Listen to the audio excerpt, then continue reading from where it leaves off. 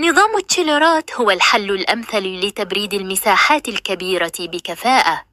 يعتمد على دورة تبريد مغلقة، حيث يتم سحب الحرارة من الهواء أو الماء، مما يضمن بيئة مريحة. يتكون من ضاغط ومكثف ومبخر. بفضل تصميمه يوفر الطاقة ويقلل من التكاليف التشغيلية، مما يجعله الخيار المفضل في العديد من الصناعات.